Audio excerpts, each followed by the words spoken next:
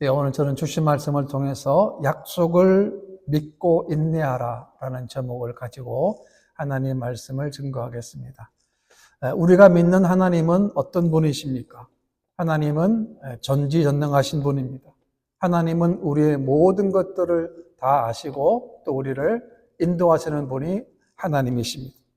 하나님은 선하십니다. 하나님은 그 인자하심이 영원하십니다.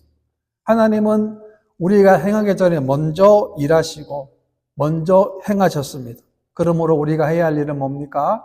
하나님의 뜻에 따라 순복하며 순종하는 삶을 사는 것입니다.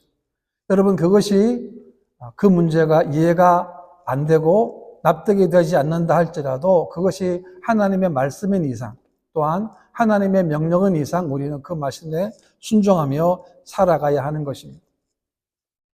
마가복음 6장에 보게 되면 예수님께서 제 아들을 이제 선교를 보내시고 전도를 보내시는데 예수님께서는 이렇게 말씀하십니다.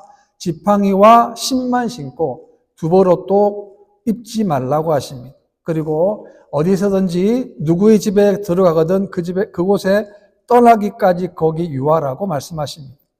왜 이런 말씀을 하셨겠습니까? 지팡이와 신만 신고 옷도 한 벌, 두 벌도 입지 말라는 겁니다. 무슨 말이냐 하면 제자들에게 주님만을 신뢰하라는 것입니다. 그리고 그 훈련, 다시 말하면 주님만을 신뢰하는 훈련을 지금 제자들이 받고 있는 것입니다. 무슨 말입니까? 우리가 인간적인 수단과 방법이 아니라 오로지 하나님을 의지해야 함을 강조한 것입니다. 때로 인간적인 수단과 방법이 인간적인 안목에 보게 되면 합리적일 때도 있고 또 논리적일 때도 있습니다. 그러나 그것을 우리는 조심해야 합니다. 왜냐하면 하나님의 일을 하나님의 방법이 아닌 인간적인 방법으로 할 때 그 일이 문제가 생기며 결국 그것 때문에 실패로 가기 때문에 그렇습니다. 잠언 3장에 보게 되면 너는 마음을 다하여 여호와를 신뢰하고 내 명철을 의지하지 말라. 너는 범사의 그를 인정하라 라고 했습니다.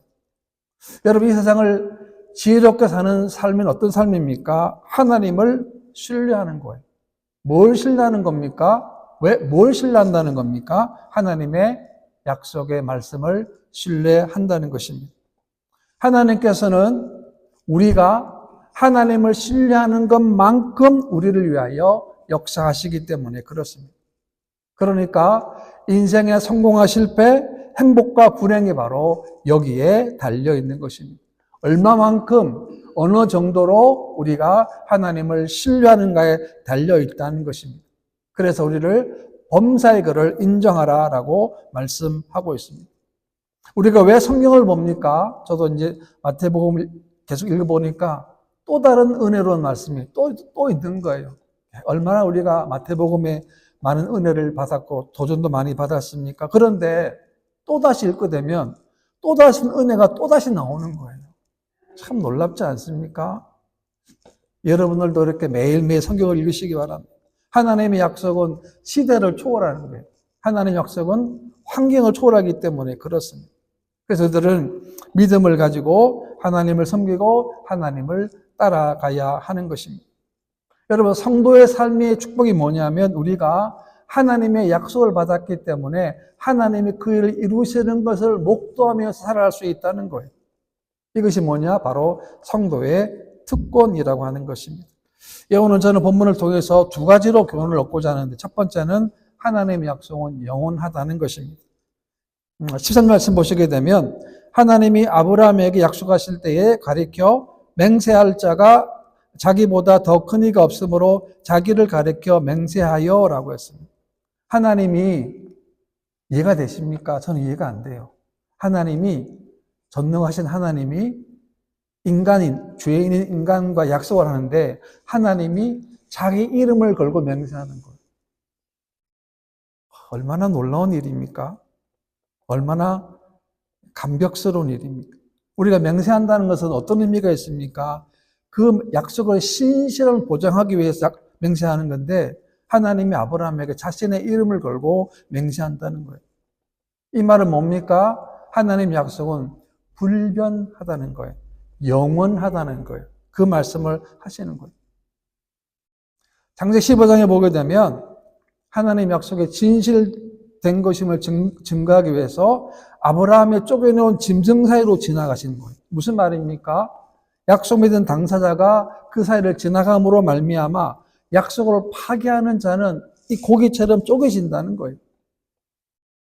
그리고 이 말은 뭐냐면 아브라함이 이 약속의 말씀을 목숨을 걸고 지켜야 하는 것처럼 하나님께서도 무슨 말이에요? 자신의 목숨을 걸고 약속을 지키시겠다는 그런 언약의 말씀인 겁니다.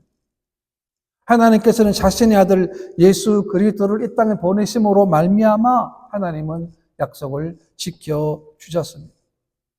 하나님의 약속이 왜 영원 불변합니까? 그것은 하나님의 약속은 우리가 성취하는 것이 아니고 하나님이 성취하시기 때문에 그렇습니다. 민수기 말씀 보게 되면 하나님은 사람이 아니시니 거짓말을 하지 않으시고 인생이 아니시니 후회가 없으시도다. 어찌 그 말씀하신 바를 행하지 않으시며 하신 말씀을 실행하지 않으시랴라고 했습니다. 하나님은 사람이 아니세요. 하나님은 영원하신 분입니다. 하나님은 전능하신 분입니다. 하나님은 지금도 살아계신 분입니다. 그런데 사람은 다릅니다. 인간이 얼마나 무지합니까? 얼마나 변덕이 많습니까? 우리가 어떤 일을 열심히 했는데 그 결과가 허망할 때가 얼마나 많습니까? 그러나 하나님은 인간이 아니시기 때문에 하나님의 길은 인간의 길과 다릅니다. 하나님의 생각은 인간의 생각과 다른 거예요.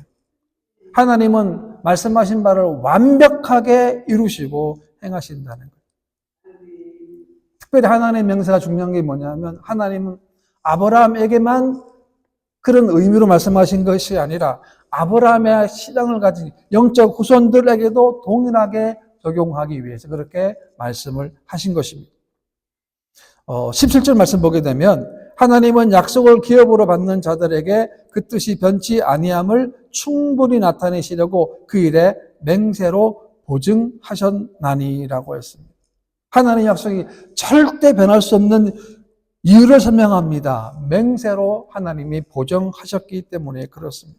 하나님은 거짓말 하실 수 없습니다. 얼마나 하나님은 그 말씀에 진실하시기 때문에 그렇습니다.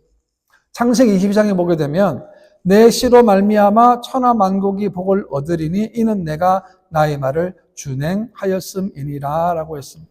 그러니까 우리가 아브라함의 무슨 영적인 후손된 저와 여러분들에게 예수님으로 말미암아 놀라운 영적인 은혜와 축복을 받게 되는 것은 바로 이와 같은 맹세와 보증이 있었기 때문에 우리들에게 미치게 된 것입니다. 오늘 우리가 어떻게 구원받았습니까? 우리가 수만 가지 죄가 있는데 그 수만 가지 죄를 예수님의 십자가로 다 도말해 주시고 우리를 의인으로 삼아 주셨기 때문에 그렇습니다. 얼마나 놀라운 일입니까? 18절 말씀에도 보게 되면 이는 하나님이 거짓말을 하실 수 없는 이 두 가지 변하지 못할 사실로 말미암아 앞에 있는 소망을 얻으려고 피난처를 찾은 우리에게 큰 안위를 받게 하려 하심이라 라고 했습니다. 하나님이 거짓말 하실 수 없는 두 가지 변찮는 사실은 뭡니까? 하나님의 약속과 하나님의 맹세라는 거예요. 하나님 약속을 주실 뿐만이 아니라 그것을 반드시 이룰 것이라는 맹세까지 하나님이 하신 거예요. 그 맹세가 뭡니까? 아브라함 당대에만 있는 것이 아니고 오늘 우리들까지 이 약속의 말씀이 적용된다는 거예요. 네, 그렇기 때문에 우리들은 약속을 믿고 환난 가운데 어려움 가운데도 주님을 바라볼 수 있습니다. 풍랑을 만납니다. 풍랑을 만나도 예배를 드립니다. 고통을 당해도 하나님 은혜를 구합니다. 하나님 나라를 구할 수 있습니다. 하나님의 소망을 구할 수 있는 것은 하나님의 약속이 너무나 확실함, 너무나 정확하기 때문에 그렇습니다. 그뿐만 아닙니다. 우리들에게 앞에 있는 소망을 향해서 우리가 날마다 가는 거예요. 저도 짧은 인생 살아봤지만 제 뒤를 돌아보면 세상 소망은 다 사라져요. 여러분들이 꿈꿨던 것, 젊었을 때 꿈꿨던 것 제가 생각해 봤습니다. 우리가 꿈꿨던 거 있지 않습니까? 뭔가 세상 가운데 내가 뭔가 일을 해보겠다. 그런 모든 꿈들은 다 사라져요. 남는 게 뭡니까? 영원한 소망, 하나님 나라의 소망, 변찮은 소망만 우리들에게 남아 있는 거예요.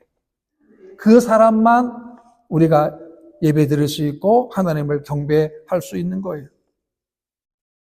그래서 오늘 성도들을 가만히 보게 되면 눈이 어두웠습니다. 눈이 영적으로 영안이 어두워지게 되는 거예요. 그래서 세상 가운데 성경에서는 썩어질 것을 피하라 그랬어요. 없다는 게 아닙니다. 우리들에게 썩어질 것을 피하라 그랬는데 그것 때문에 하나님 심판받는 경우들이 있습니다. 여러분 게하시를 보십시오.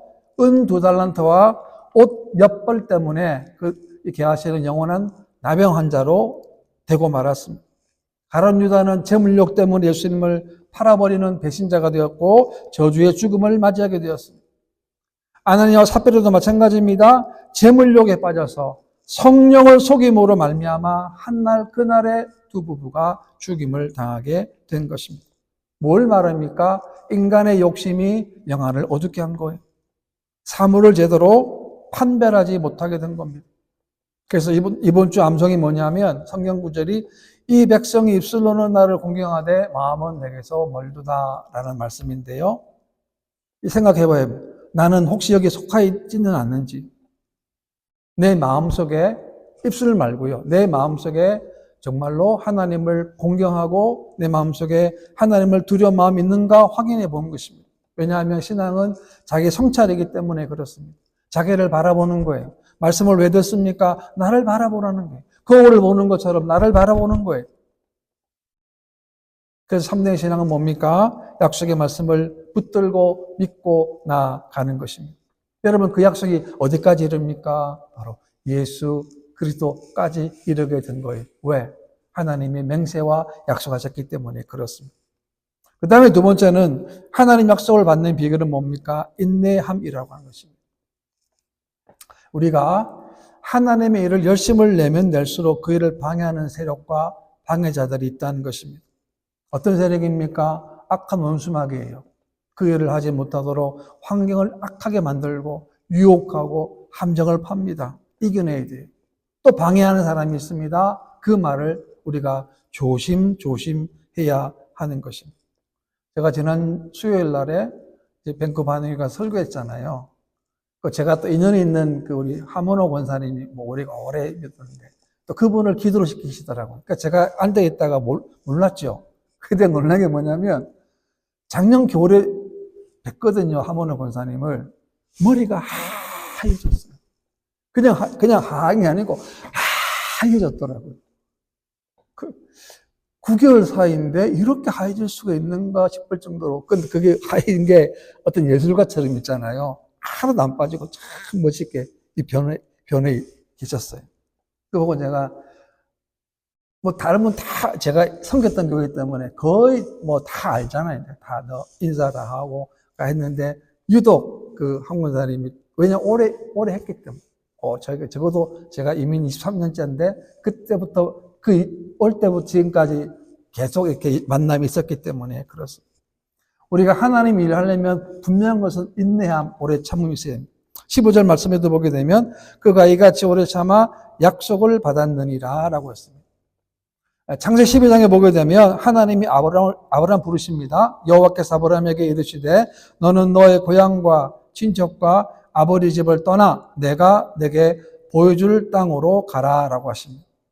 하나님은 아브라함에게 자신이 가장 의지할 수 있는 상대를 다 떠나라는 거예요. 그래서 뭡니까? 고향과 친척과 아버지 집을 떠나는 거예요. 여러분 신앙생활이 뭡니까? 내가 좋아하던 것, 내가 바라던 것, 내가 원하던 그 자리를 떠나는 거예요. 왜?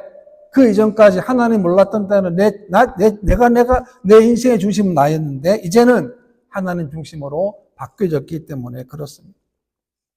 아브라함이 떠날 때 나이가 75세입니다. 결코 적지 않은 그런 나이 아닙니까? 불안한 상태로 출발했습니다. 갈 바를 알지 못하고 떠났습니다. 그러나 아브라함은 하나님의 명령대로 떠났다라고 하는 것입니다. 하나님 아브라함에 계속 말씀해 주십니다. 물론 아브라함도 가는 도중에 실수도 범하고 죄도 범했습니다.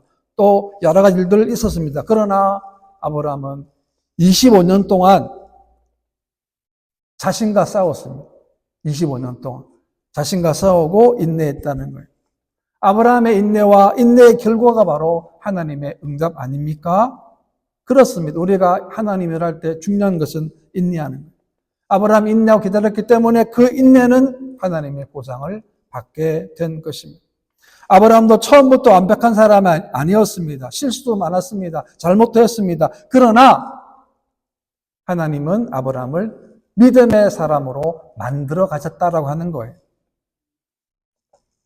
히브리 10장 말씀 보게 되면 너희에게 인내가 필요함은 너희가 하나님의 뜻을 행한 후에 약속을 받기 위함이라 라고 했습니다. 우리가 하나님 나라의 영원한 상을 받기 위해서는 인내와 순종의 길에 머물렀어야 합니다.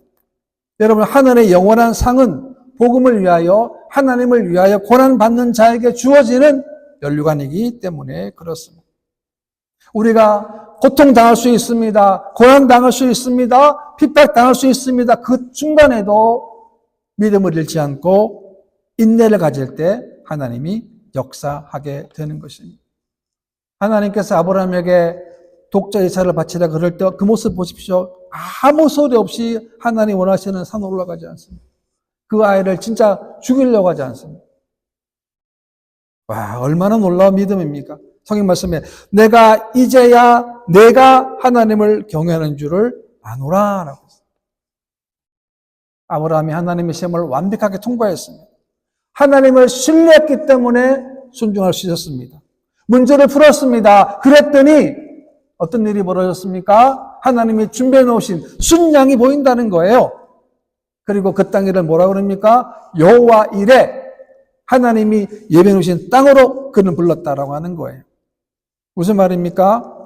우리도 마찬가지. 우리가 순종해야 될 이유가 여기 설명되는데 우리가 순종하게 되면 하나님이 예비해 놓으신 그 축복을 우리가 누리게 된다는 거예요. 하나님 약속해 놓지 않았습니다. 올라가기만 하면 순양이 있으니까 할 거니까 전혀 뭐 그게 믿음의 시험이기 때문에 그 믿음의 시험은 인내로 승리해야 되는 것입니다. 야고보 1장 말씀 보게 되면 인내를 온전히 이루라. 이는 너희로 온전하고 구비하여 조금도 부족함이 없게 하려 함이라 라고 했습니다. 여러분, 온전이라는 말이 나오는데 이 온전이라는 말이 뭡니까? 끝까지 포기하지 말고 참고 견디라는 거예요. 여러분, 온전히 해야지 하나님의 목적에, 하나님의 뜻에 도달할 수 있다는 것입니다. 우리 믿음 생활하다 보면 시험도 많이 당합니다. 시련도 많습니다. 그런 과정이 연단을 받아서 하나님 보실 때에 조금도 부족함이 없는 믿음의 사람으로 우리가 만드는 게 아닙니다. 하나님이 만들어 가시는 거예요. 오래전에 이런 말이 있었습니다. 꿈은 이루어진다는 말이 있었습니다. 여러분, 꿈은 참 좋습니다. 사람들을 흥분하게 만듭니다. 사람들에게 희망을 주는 말입니다. 그러나 꿈은 그냥 이루어지는 것이 아닙니다. 꿈을 이루기까지 끝없는 인내, 끝없는 자기와의 싸움, 끝없는 자기와의 싸움과 인내가 있어야만 꿈을 이루게 되는 것입니다.